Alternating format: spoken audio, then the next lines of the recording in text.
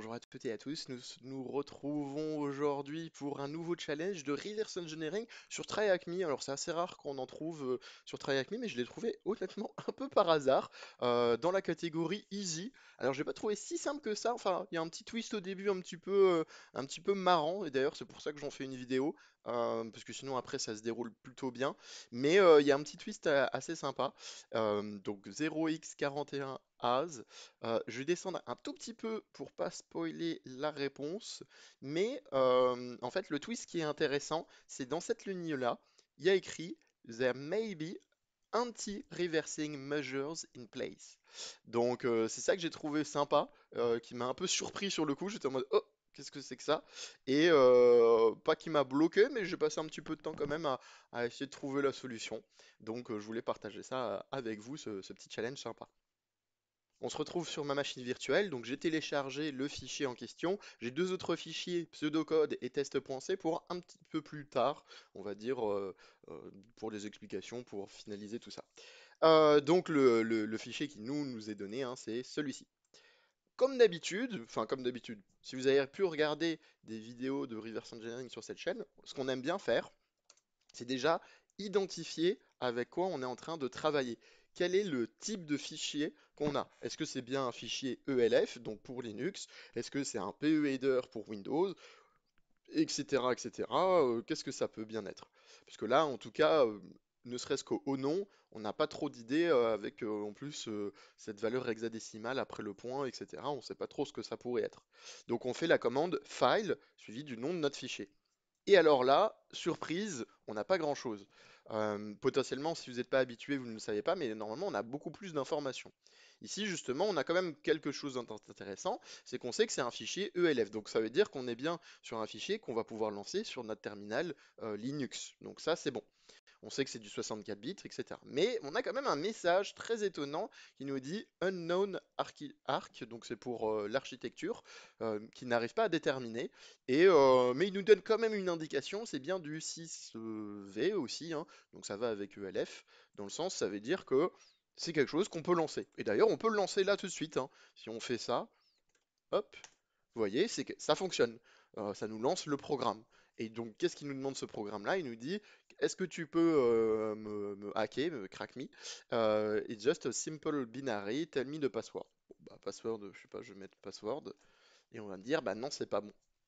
Donc nous, l'objectif, c'est soit de faire un... Enfin, là on sait que c'est du reverse, hein, mais souvent dans ce genre de challenge avec des crack me, c'est soit on essaye de faire un buffer overflow ou une exploitation comme ça de binaire, soit bah, justement c'est du reverse. Nous on va faire du reverse.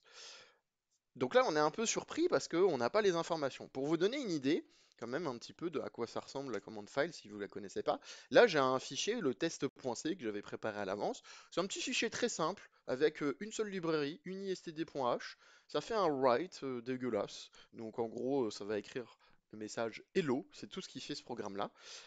Il faut juste que je le compile. Et donc si je le compile, hein, j'utilise cc ou gcc, peu importe. Donc mon test.c. Donc là maintenant, si on regarde, j'ai un nouveau fichier qui est un a.out. Ce fichier-là, je vais pouvoir le lancer, si je fais pas de bêtises. Si je fais pas de bêtises, vraiment, encore une fois. Hop. Et vous voyez, ça marche bien, ça fait bien hello. Donc si je fais file sur le a.out pour savoir avec quoi je travaille, ben, vous voyez, j'ai beaucoup plus d'informations. Et effectivement, ça peut être un problème, ce manque d'informations. Pour comparer, hein, si je fais de nouveau file 0x machin, vous voyez, il y a beaucoup moins de choses. Ça peut être un problème parce que potentiellement, ça va nous empêcher bah, de pouvoir regarder, ne serait-ce qu'avec GDB ou avec un décompileur comme Ghidra, etc., de regarder en fait le code, ne serait-ce que de voir en fait le code en assembleur pour essayer de trouver qu'est-ce qu'il fait, qu'est-ce qu'il compare, etc., etc. Donc, on est un peu dans l'embarras. En fait, on peut se poser la question de comment fonctionne la commande file. Alors, on peut aller voir le manuel, hein, man file, etc. On peut essayer de comprendre qu'est-ce qu'il est en train de faire, etc. Et globalement, dans l'idée, ce qu'il est en train d'essayer de faire dans file, c'est de regarder déjà premièrement le header file, enfin le header du fichier ELF. Parce que chaque fichier ELF, en fait, c'est un header qui justement donne des informations à la machine pour savoir bah, si c'est du 32 bits, si c'est du 64 bits, si c'est little or big endian, donc si c'est du gros ou petit boutisme, plein de petites informations comme ça. Mais là, bah, effectivement, il n'y arrive pas. Alors, il y a une commande, enfin, il y a plusieurs commandes hein, qu'on peut faire pour essayer de regarder ça, mais il y en a une qui est quand même facile, c'est read ELF. Donc, c'est très clair, ça prend un ELF. Nous, on sait qu'on travaille avec des ELF, -A, et on peut regarder bah, déjà pour notre fichier que nous, on veut analyser. Il n'y a pas beaucoup d'informations. Normalement, vous verrez après, on fera sur le binaire que nous, on a généré, on a compilé, etc. On aura beaucoup plus d'infos. Mais on voit quand même le header et on a ces valeurs en fait hein, en hexadécimal ici qui en fait aident, si vous voulez, à donner des informations à la machine. Donc là, si d'ailleurs, ce que je vais faire, c'est que je vais ouvrir ce petit fichier texte et je vais le mettre à côté, je vais le copier, hop, donc comme ça, on va pouvoir le comparer par exemple à ce que moi j'ai généré de mon côté quand je fais cette commande-là. Si je refais read elf -a, pardon, de mon a.out, on voit que bah déjà, ouais, j'ai beaucoup plus d'informations parce qu'il arrive en fait à lire et à me donner plein de choses dessus. Et on voit ici de nouveau le header. Et si je les compare, hop, donc si je fais copie, hop, et je vais le mettre juste en dessous. Donc ça, hein, pour rappel, c'est mon fichier.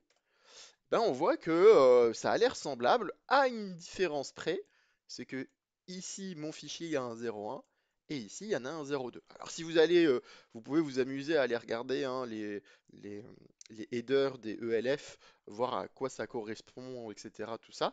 Il y a une première partie, c'est juste pour dire déjà que ça vient un ELF. Ensuite après ça va être si c'est du 64 bits ou si c'est du 32 euh, ou d'autres choses. Donc ça va être plus cette section-là d'ailleurs. Et ensuite, ici, il y a des histoires de boutisme, etc. À partir de là, il me semble. Justement, c'est entre autres notre différence.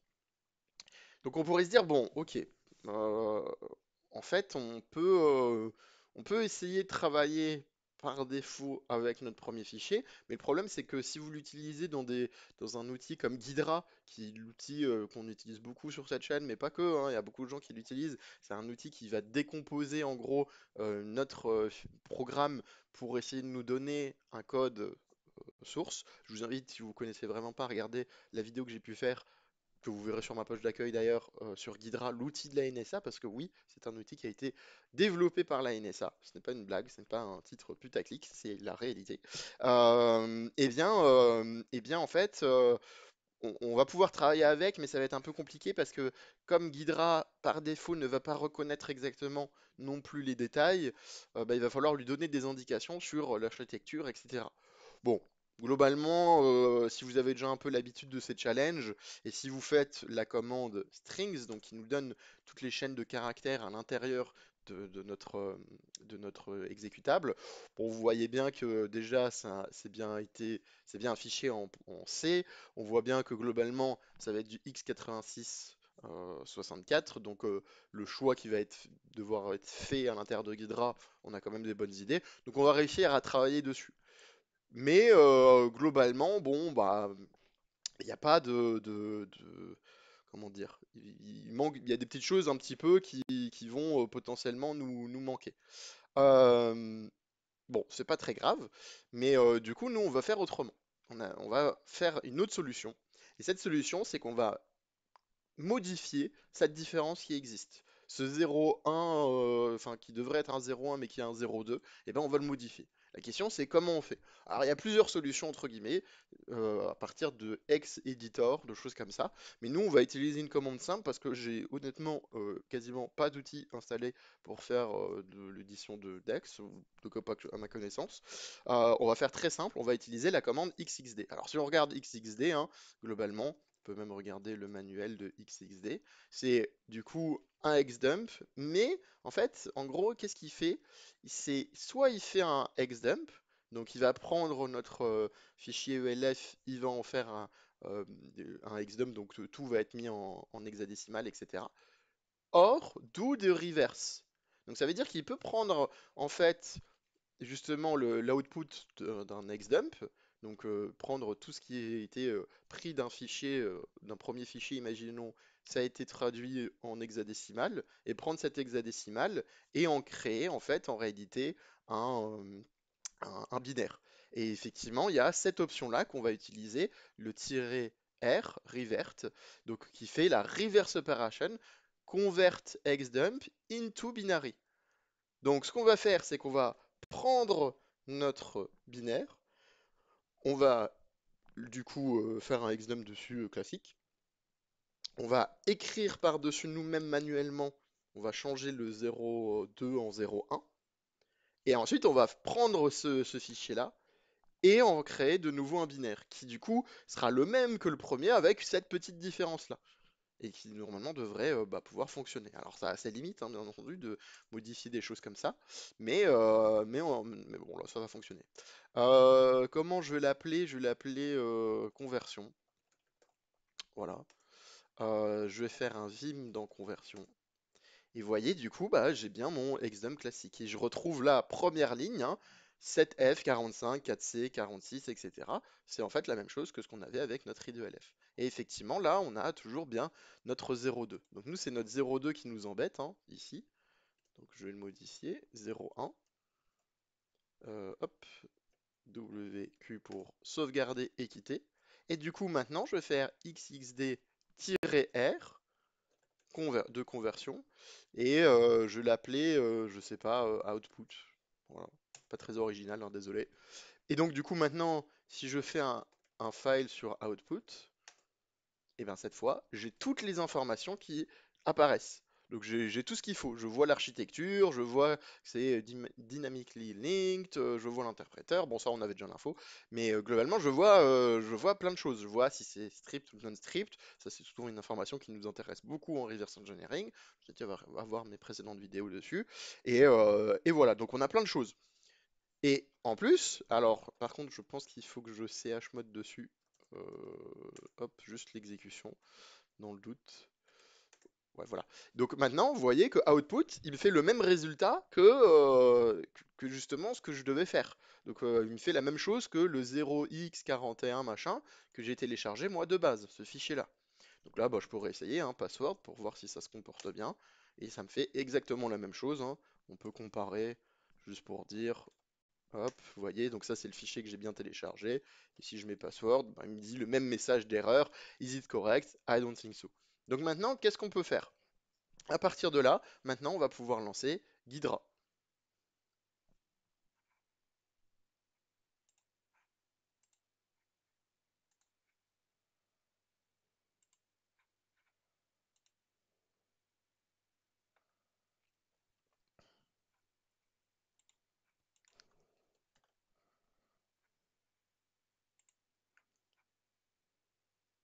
On se retrouve dans Ghidra. Je vous ai passé la création du petit fichier, l'ouverture de Ghidra, etc., etc. Je vous ai passé tout ça parce que c'était pas super intéressant et j'en ai profité pour faire une petite pause. Mais bref, du coup, ici maintenant, on est dans les fonctions. Enfin, on va aller dans les fonctions pour aller un petit peu plus vite et on voit effectivement qu'il y a plusieurs fonctions. Donc, en général, bah, on peut naviguer dedans, hein, pour voir s'il y a des choses intéressantes. Là, honnêtement, pas grand-chose à part la fonction qui nous intéresse qui est ici, qui est la fonction un petit peu principale de tout ça. Donc qu'est-ce qu'on a? En fait, ça se passe en plusieurs blocs, on va dire. Le premier bloc, ici, tout ça, exactement. Et bien en fait, c'est la création des variables et l'initialisation de certaines variables. Donc justement, ces trois variables-là qu'on va utiliser plus tard. Ensuite, on a en fait au lancement de notre programme, effectivement, on avait des messages. Alors, ils utilisent la fonction puts, plus ou moins, ou en tout cas, enfin non, on sait que c'est bien puts, hein, parce qu'on l'avait vu dans strings, mais en tout cas, voilà, c'est le petit message. Et tout de suite, il y a la fonction get local48. Alors, local48, en fait, c'est donc la fonction get, hein, c'est l'entrée utilisateur. Donc d'ailleurs, on va le renommer. On va faire un clic droit dessus, rename variable, et on va mettre user underscore input. Ok, hop, comme ça va renommer, partout où il y a écrit local48, ça va renommer user input, comme ça on comprend mieux. Et on voit ici que la ligne suivante, il y a un strlen de l'entrée utilisateur. Donc strlen, hein, pour rappel, hein, si jamais vous ne connaissez pas, c'est donc une fonction en C qui permet de connaître la longueur de la chaîne de caractères. Donc si je mets ABC, eh ben, il va me retourner 3. Si je mets ABCD, il va me retourner 4, et ainsi de suite, et ainsi de suite. Et donc c'est mis à l'intérieur d'une variable, ou en tout cas, Ghidra comprend que c'est manipulé pour être mis à l'intérieur de quelque chose, qui lui-même est mis à l'intérieur de quelque chose d'autre. Bon, voilà, on ne sait pas trop pour le moment, mais en tout cas, on sait qu'il y a ce strlen là. Et effectivement, sur la ligne 22, il est utilisé avec un gros if. Un if qui nous dit si le var1, donc, qui est donc la longueur, hein, je vais le renommer aussi, donc toujours clic droit, rename variable, je vais mettre length, ouais c'est pas grave, je l'écris comme ça, length.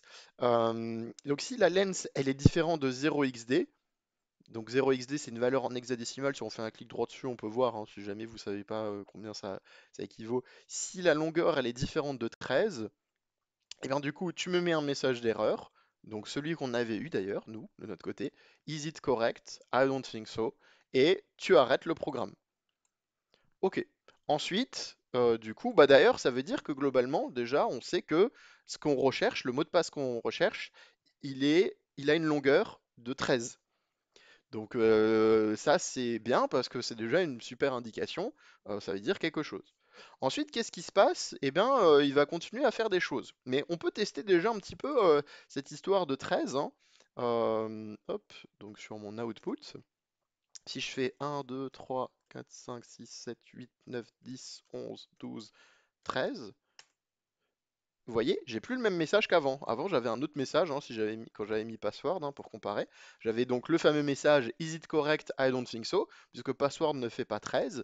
Mais là, j'ai bien 13 de longueur, mais j'ai un autre message qui est NOPE, donc nope, c'est pas le bon mot de passe. Donc bon, ok, ça c'est déjà une indication intéressante. Ensuite, ici, on a une variable local C qui est mis à 0 et qui va être utilisé. En fait, en réalité, c'est notre itérateur. C'est justement ce qui nous sert à faire notre boucle. Donc je vais le renommer en i. Donc i est égal à 0, ok, bon bah très bien. Et on nous dit, bah, tant que c'est vrai, alors si est supérieur à 0xc, alors 0xc on peut regarder, mais on se doute, vu que 0xd c'était 13, 0xc bah, c'est 12, hein, du coup en décimale. Donc tant que enfin si i est supérieur à 12, et ben du coup, il s'arrête. Il dit juste puts well done, donc ça voudra dire c'est le message un peu de succès si vous voulez, et il arrête le programme avec le return 0. Ok, bon certes, c'est super, très bien. Donc on sait que globalement c'est toujours 13 de longueur. Alors pourquoi c'est 12 et plus 13, hein? C'est tout simplement, n'oubliez pas, une chaîne de caractères, en C en tout cas, dans beaucoup de langages de programmation, excepté je sais pas le LUA et d'autres, eh bien ça commence toujours par 0. Donc 0, 1, 2, 3, 4, 5, 6, 7, 8, 9, 10, 11, 12, eh bien ça fait 13 au total, hein, 12 plus le 0, qui est le premier index, hein, ça fait 13. 13 lettres en tout cas, si c'est des lettres. Ok, bon bah très bien. Mais ici, du coup, il y a une vérification qui est faite. Alors, cette vérification elle est intéressante puisque elle prend l'index de notre user input, donc moi ce que j'ai mis. Donc au début, bah, 0, là par exemple, avec la série de A que j'ai pris, bah, l'indice 0 c'est le A.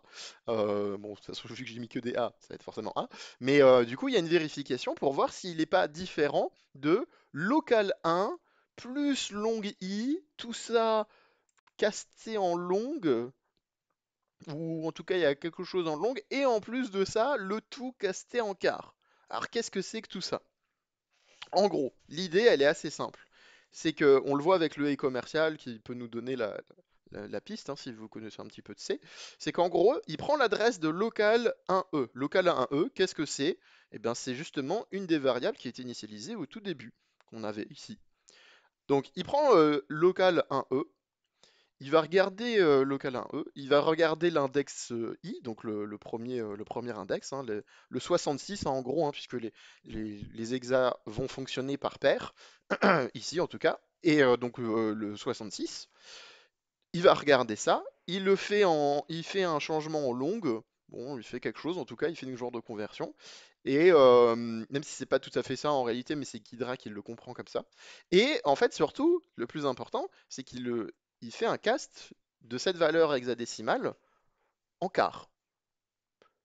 Et donc, du coup, il va comparer mm, ce caractère par rapport à notre caractère à nous qu'on a mis en input. Donc là, c'est intéressant, ça veut dire que concrètement, ça, c'est notre mot de passe. Mais sauf qu'il y a un petit problème là, si on regarde un peu. Je vous ai dit, les hexadécimales, ça marche par paire. Donc si on regarde, le début c'est 66, ensuite c'est 67, 24, 35, 32, 40, 40, 32. Donc si je dis pas de bêtises, 1, 2, 3, 4, 5, 6, 7, 8. 8, c'est bizarre parce que 8, c'est moins que 13. Voilà, bah, bonne vidéo, merci à tous. Non mais plus sérieusement, effectivement, on se dit, bah tiens, c'est marrant, local 1E, et bah, il fait pas la longueur que je cherche justement. Donc déjà, il y a un problème là. Mais en fait, en réalité, on peut se poser aussi la question de se dire, c'est marrant parce que en fait, dans cette boucle while, même si je dépasse du coup 8, est-ce que ça va vraiment s'arrêter? Parce qu'il va continuer de faire une comparaison. Mais du coup, il va regarder si c'est toujours la même chose. Mais du coup, qu'est-ce qu'il va trouver quand il va dépasser, quand il va être à 9, enfin quand il va être à plus de 8 en tout cas? Qu'est-ce qui va se passer? Et ben en fait, il va regarder, en réalité, même si c'est pas écrit, il va aller regarder local 16 qui est juste en dessous. Donc là aussi, hein, on a, du coup, je vous avais dit, on avait 8, on a 40, donc ça continue, hein, 40, 26, 54, 73, donc ça fait 8, 9, 10, 11, 12. On se dit, tiens, c'est marrant, on se rapproche vachement. Et qu'est-ce qui va se passer quand il va taper à l'intérieur, bah, il va regarder le 0x4c qui va être égal à un caractère aussi. Donc ça va bien faire nos 13 caractères. Alors ça, en sachant qu'on démarre à 0, hein, donc 66 ça va être 0, 67, 1, etc. etc. Donc ça va nous donner plein de choses. D'ailleurs, vous voyez, un Ghidra nous aide pas mal dessus, puisque quand on met notre souris par-dessus, il nous donne en fait à quoi ça correspond en quart crochet. Euh, et du coup, bah, on se dit, ah bah tiens, c'est marrant parce que du coup, il va bien aller chercher jusqu'à 0x4c. Il va ensuite rentrer dans ce if là en disant, bah ça y est, i est supérieur à 12, puisqu'il va continuer en fait, une fois qu'il a checké le dernier caractère, le 0x4c, bah, il fait i++. Il revient à cette ligne là et il dit, ah bah là c'est bon, c'est qu'on a tout checké jusqu'au bout. Et du coup, maintenant c'est bon, well done, bravo, on peut s'arrêter là. Et donc c'est le seul retour qu'on a. Ce qui veut dire qu'en fait notre mot de passe, c'est notre flag. Bon bah c'est super, c'est génial. Ça veut dire qu'on a tout ce qu'il faut pour travailler. Euh, Sauf que il faut faire juste un petit peu attention potentiellement à quelque chose. C'est que, vous voyez, quand je mets ma souris dessus, là, sur la valeur hexadécimale locale 1E, etc., ça me donne, en quart entre crochets, ça me donne F, G, dollar, 5, arrobase, arrobase, 2, puis si je fais pareil, etc., sur les autres. Maintenant, on en a déjà parlé dans d'autres vidéos, mais bon, si jamais vous découvrez ma chaîne avec cette vidéo, bah, bienvenue. Ou si vous découvrez un peu les challenges de reverse, même sur ma chaîne, bah, bienvenue aussi.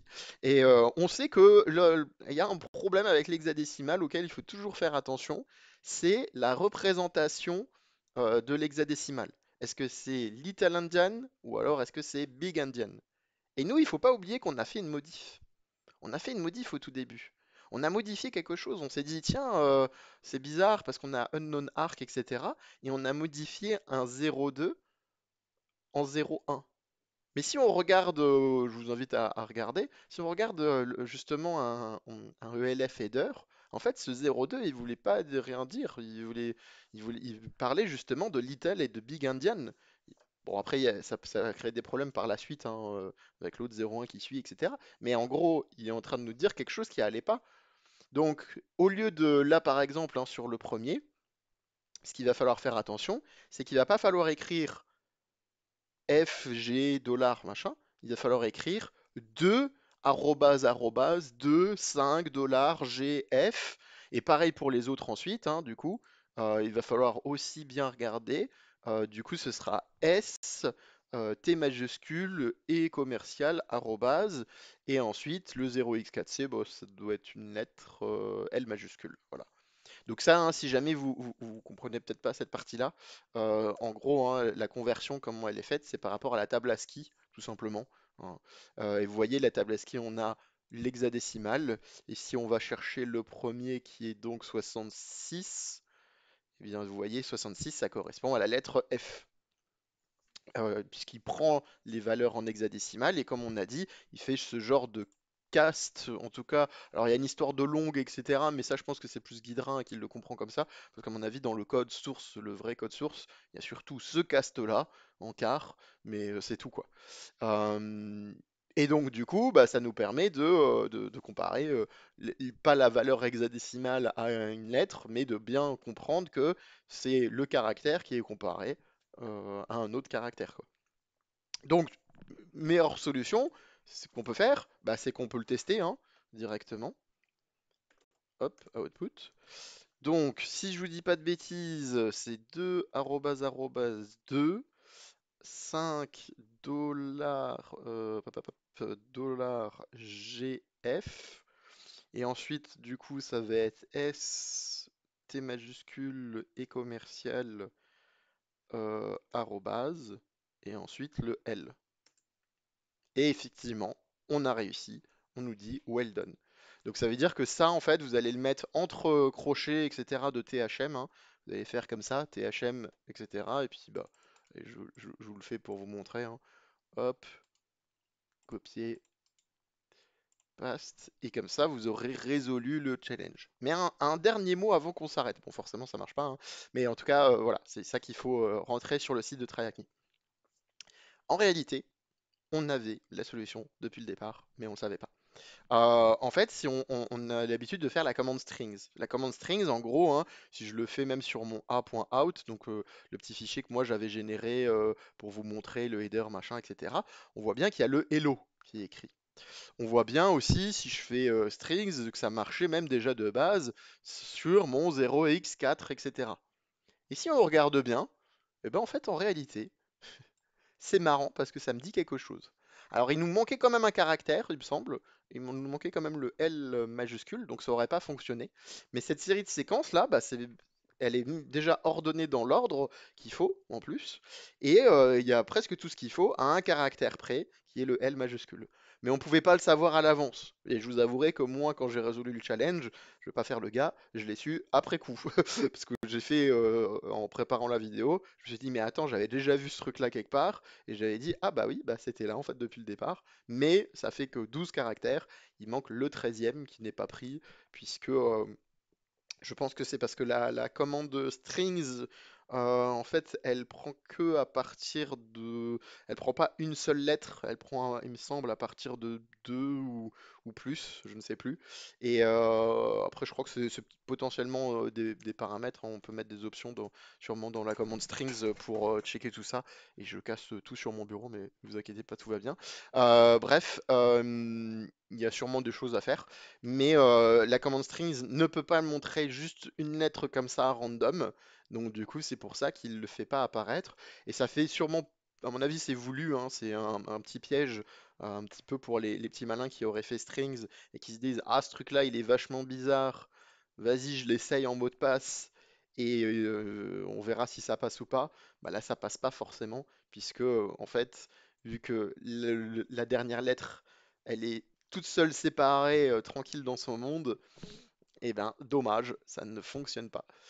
Voilà, j'espère que cette vidéo vous a aidé à résoudre ce challenge potentiellement, ou même à apprendre des petites choses. J'ai trouvé ce challenge très intéressant pour le petit twist du début, où il fallait qu'on fasse une modif avec XXD, etc. J'ai trouvé ça super sympa. N'hésitez pas à mettre un petit like, à suivre la chaîne si vous voulez voir d'autres vidéos dans ce style-là. Je vous dis à bientôt, merci beaucoup.